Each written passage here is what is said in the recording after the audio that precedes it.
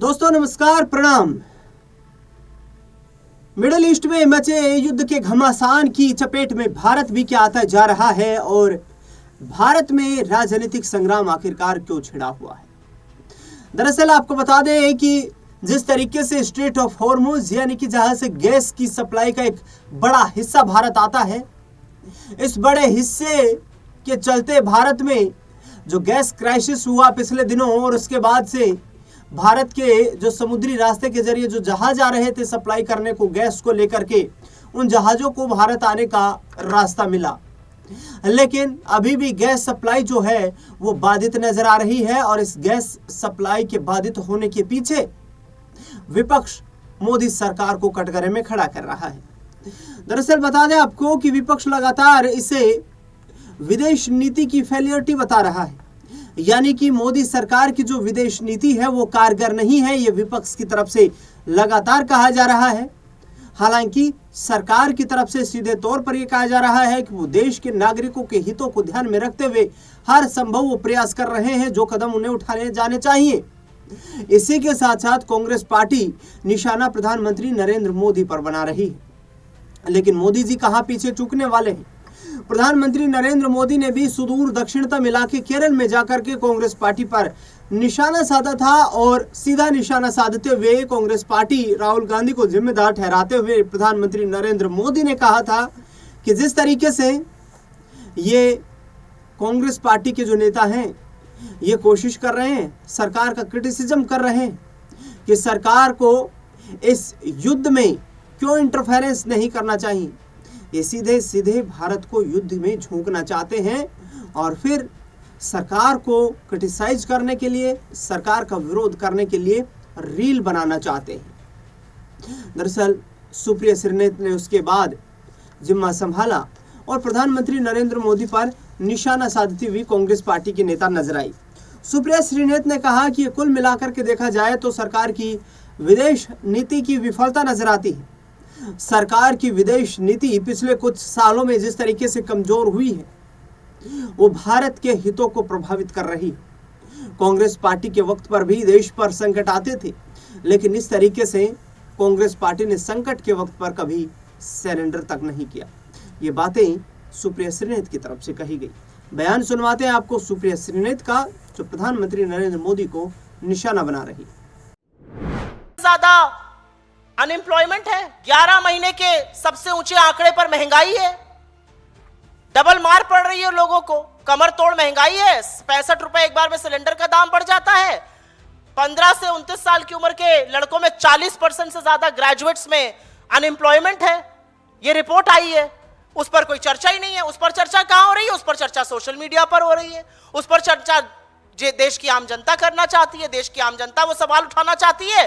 सरकार क्या करती है? बंद करो ये अकाउंट। ये अकाउंट इसलिए बंद करे जा रहे हैं क्योंकि असहज सवाल उठाए जाते हैं, आपकी कलई खोली जाती है, आपसे सवाल पूछा जाता है, आपकी विफलताओं पर बोला जाता है।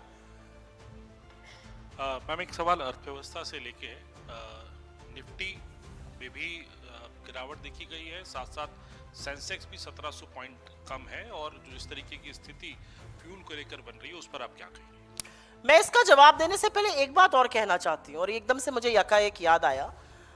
इस देश के सदी के महानतम अभिनेता लोग, बड़े बड़े कलाकार, आपके जैसे और आपसे भी बड़े बड़े बड़े स्टार निर्भीक पत्रकार क्या बड़े बड़े जुमले सुनाते थे। रुपया गिरने पर, फ्यूल प्राइसेस पर, कोई साइकिल लेके चलने को तैयार था, कोई कहता था डॉलर की बात करता था, कोई कहता था मैंने ईंधन की व्यवस्था कर ली। बड़े बड़े जोक सुनाते थे, सब जोक बंद हो गए। इतना इतना बड़ा बड़ा फर्रा लिखकर ज्ञान दिया जाता था, रुपया ऐसे गिर रहा है, रुपया जो ये 63 पे जब था रुपया 93 पर आ गया तो मुंह में दही जम गई। ये हाल है आज की तारीख में। अब आपके सवाल का जवाब देती हूं। अभी तो दिक्कत जो हम देख रहे हैं वो गैस के ही फ्रंट पे दिख रही है। 65 रुपए गैस महंगी हो गई और जबरदस्त किल्लत है। और असलियत यह है कि दिन जो शिप्स का हम आगमन का ताली बजाई जा रही है, बिगुल बजाया जा रहा है, मुझे तो बड़ा भौचक्की लगी मोदी जी पहुंचे नहीं उनको रिसीव करने। मोदी जी पहुंचते रिसीव करने और बड़ी खबर बनती। 2 शिप्स आए हैं, एक शिप में 45,000 मेट्रिक टन गैस आती है, 90,000 मेट्रिक टन गैस आई है। हिंदुस्तान की डेली खपत गैस की 60,000 मीट्रिक टन है। 1.5 दिन की गैस आई है और वाजी वाजी वाजी वाजी हो रहा है। यह असलियत है। 1.5 दिन की गैस पर ताली बजाई जा रही है। सवाल नहीं पूछा जा रहा कि 22 अभी तक शिप क्यों अटके हुए हैं। तो पहले तो गैस की किल्लत पर समझ लीजिए, जो दाम बढ़े और जो किल्लत है वो दिख रही है। अभी जो कंजम्पशन डेटा आया उसमें भी तुरंत रिफ्लेक्शन आ गया, कंजम्पशन गिर गया है, पहली बात। दूसरी बात आपने पूछी क्रूड ऑयल पर। ब्रेंट क्रूड 114-115 के लेवल पर पहुंच गया है। असलियत यह है कि रूस से हम अपना 40% तेल खरीद रहे थे और दुनिया में सबसे सस्ता तेल हमें रूस दे रहा था, डिस्काउंट पर दे रहा था। 8-8, 10-10 डॉलर पर बैरल पर हम डिस्काउंट पर ले रहे थे। आज हम दुनिया में रूस के उसी सस्ते तेल के लिए प्रीमियम दे रहे हैं। $12 से ऊपर प्रति बैरल का प्रीमियम देकर हम वो कच्चा तेल खरीद रहे हैं। तो आपको क्या लगता है आने वाले दिनों में आपके पेट्रोल और डीजल के दाम नहीं बढ़ेंगे? बिल्कुल बढ़ेंगे। आज की तारीख में गैस ना होने से 10 दिन का पैकेजिंग का सामान मात्र रह गया है, ये दूध की कंपनियों ने कह दिया है। क्या उनके दाम नहीं बढ़ेंगे? जो पानी की कंपनियां जो इस तरह का पानी बनाती हैं, बॉटल पानी, उन्होंने कह दिया हमारे पास प्लास्टिक की किल्लत होने जा रही है क्योंकि गैस नहीं चल रही है। सूरत के रेलवे स्टेशन पर मजदूर इकट्ठा होते जा रहे हैं क्योंकि तमाम यूनिट्स बंद हो गई हैं, वो अपने घर बिहार वापस जा रहे हैं। मैं तो मुझे दहशत हो जाती है ये सब देखकर, क्योंकि मुझे ऑक्सीजन की किल्लत, मुझे नोटबंदी की वो लाइनें याद आ जाती हैं और मुझे ये डर समा जाता है कहीं अगला कदम ताली थाली बजवाना ना हो। तो अर्थव्यवस्था के पॉइंट ऑफ व्यू से बहुत बड़ी समस्या हमारे सामने खड़ी है, लेकिन सरकार क्या समस्या समझाने को या समझने को तैयार है? सवाल इस बात का है। मुझे नहीं लगता कि इसकी बिल्कुल भी संजीदगी है। यही सवाल सोशल मीडिया पर और डिजिटल पे उठ रहे थे। आप लोग तो बाइट लिया, आज आपने मांगी नहीं किसी ने बाइट रुपए पर। सुबह सुबह फोन आते हैं रुपये इस पे, बाइट कोई फोन ही नहीं आया आज रुपए के लिए। 93-30 पे रुपया पहुंच गया। मैम, सोशल मीडिया को लेकर ही आरएसएस प्रमुख मोहन भागवत का एक बयान है। उन्होंने कहा कि आजकल सोशल मीडिया का इस्तेमाल बहुत बढ़ गया। राष्ट्रीय स्वयंसेवक को भी अच्छे काम के लिए अब अपनी सक्रियता यहाँ पर बढ़ानी होगी। कौन सा अच्छा काम करते हैं जो सक्रियता यहाँ करेंगे? नफरत फैलाते हैं, लगातार फैलाते हैं, वो भी यहाँ फैलाएंगे। कौन अच्छा काम करते हैं? एक ढंग का काम बता दीजिए। काम ऐसा करते हैं कि यूएस में गवर्नमेंट कमीशन जो है वो कह रहा बैन कर दो इनको, इनकी प्रॉपर्टी यूएस में जब्त कर लो। और इस देश का विदेश मंत्रालय, हमारे लोग हथकड़ी लगा के आते हैं, सुई टपक सन्नाटा। हमारे देश को अब्यूजर और एक्सप्लॉइटर कहा जाता है, एक शब्द नहीं। हमारे देश के साथ गंदी ट्रेड डील कही जाती है, धमकाया जाता है, सीज फायर का बात कही जाती है, एक शब्द नहीं। लेकिन आरएसएस के बचाव में तुरंत विदेश मंत्रालय से बयान आ जाता है। यह असलियत है। क्या करेगा आरएसएस? अच्छा, आपकी ख्याति दुनिया में फैल रही है, आपको बैन करने की बातें चल रही हैं। मैम यहाँ मैम धुरंधर 2 आ गई है, उसमें अतीक के अहमद के किरदार को दिखाया गया है और ये बताया गया कि आईएसआई और लश्कर तैयबा से भी उनके रिश्ते थे और वो यूपी में पाकिस्तान समर्थित सरकार बनाना चाहते थे। इस तरह से पोर्ट्रे किया गया फिल्म में।